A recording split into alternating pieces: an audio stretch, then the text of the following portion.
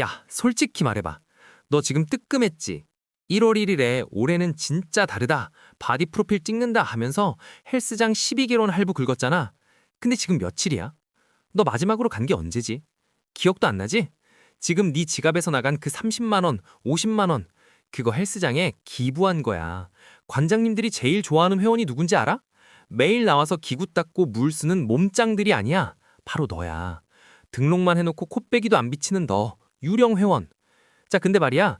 이게 단순히 네가 의지박약이라서 그런 걸까? 네가 게을러 터져서? 아니, 절대 아니야. 이건 네 잘못이 아니라 네 뇌가 설계된 방식 때문이야.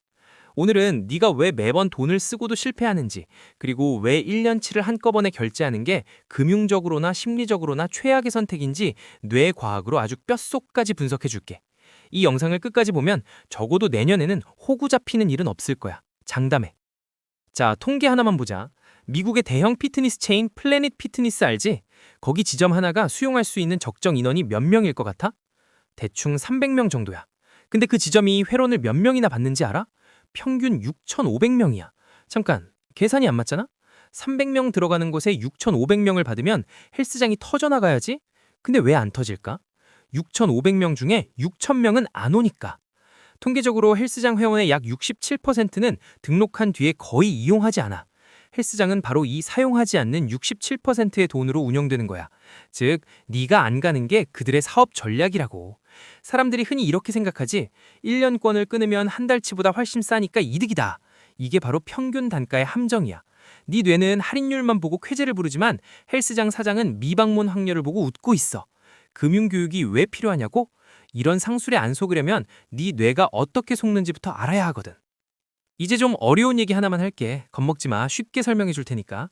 경제학이랑 심리학에서 쌍곡형 할인이라는 개념이 있어. 자, 내가 너한테 지금 당장 10만 원을 주는 거랑 1년 뒤에 15만 원을 주는 거랑 고르라고 하면 뭐 고를래? 대부분 지금 당장 10만 원 주세요 라고 해. 수학적으로는 1년 뒤 15만 원이 수익률 50%니까 무조건 이득이거든. 근데 우리 뇌는 그렇게 작동 안 해. 여기서 D가 지연 시간이야. 보상을 받는 시간이 멀어지면 멀어질수록 우리 뇌가 느끼는 가치는 쌍곡선처럼 급격하게 뚝 떨어진다는 거지. 헬스장을 등록할 때 너는 이성적인 상태야. 미래의 가치를 제대로 평가해. 근데 막상 퇴근하고 집에 오면 헬스장은 지금 당장 가야 하는 고통이고 건강해지는 건 먼 미래의 보상이야. 쌍곡형 할인 이론에 따르면 먼 미래의 큰 보상보다 당장의 작은 즐거움의 가치가 압도적으로 높게 느껴져. 그래서 네가 의지박약이라서 그런 게 아니라 그냥 인간의 뇌가 원래 눈앞의 이득에 환장하도록 진화한 거야. 원시시대에는 내일 굶어 죽을지도 모르는데 1년 뒤를 위해 식량을 아끼는 놈은 도태됐거든. 여기서부터 진짜 재밌어진다. 잘 들어봐. UCLA의 헬 허슈필드 교수가 fMRI로 사람들의 뇌를 찍어봤어.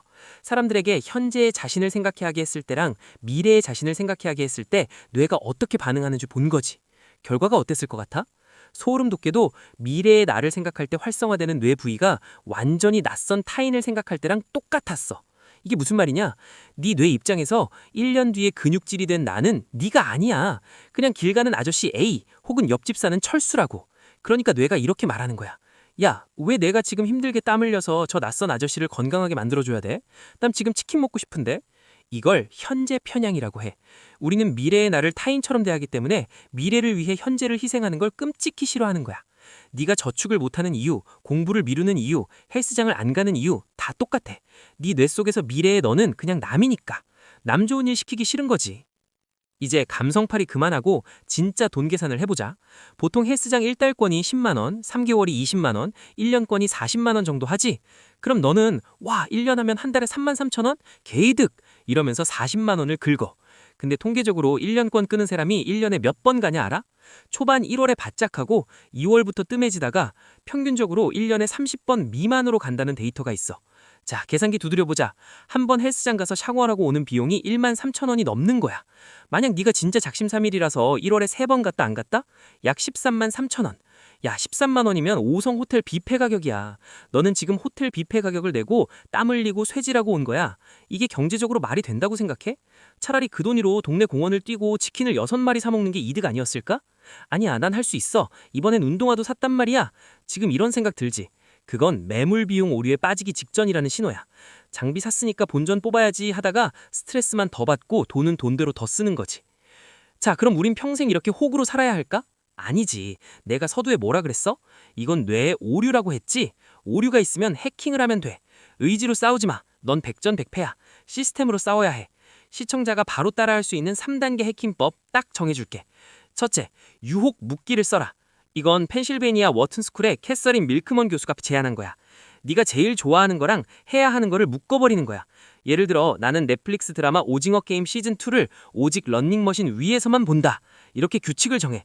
그럼 다음 내용이 궁금해서라도 헬스장에 가게 돼. 도파민을 역이용하는 거지.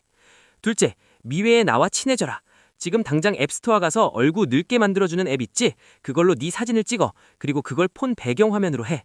농담 같지? 실제 실험에서 자신의 늙은 모습을 자주 본 사람들이 연금 저축을 더 많이 하고 운동도 더 열심히 했어.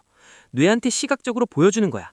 야, 이 할아버지가 바로 니야. 지금 운동 안 하면 이 할아버지 골병 든다. 라고 계속 인지시키는 거지.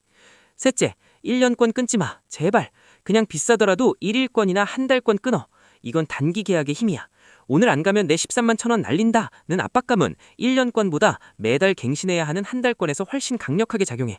인간은 이득보다 손실에 2배 더 민감하거든. 매달 결제 문자가 날라오게 만들어. 그 고통이 널 헬스장으로 밀어 넣을 거야. 영상 마무리할게. 우리가 돈을 공부하고 심리를 공부하는 이유는 단순히 부자가 되기 위해서가 아니야. 내 삶의 통제권을 되찾기 위해서야. 헬스장 1년권 끊어놓고 안 가는 거? 돈 몇 푼 날리는 거? 괜찮아. 살다 보면 그럴 수 있어. 근데 진짜 무서운 건 뭔지 알아? 나는 뭘 해도 안 되는 놈이구나 라는 패배감이 네 무의식에 쌓이는 거야. 그게 쌓이면 나중에는 진짜 중요한 기회가 와도 어차피 난 못해 하고 포기하게 돼. 그게 진짜 비용이야. 오늘부터 딱 하나만 약속해. 거창한 계획 세우지 마. 1년 뒤? 잊어버려. 그냥 오늘 하루만 성공해. 오늘 딱 20분만 걷고 와. 미래의 너를 타인이라고 생각하지 말고 지금 네가 챙겨줘야 할 가장 소중한 친구라고 생각해. 친구가 아프면 약 사주잖아.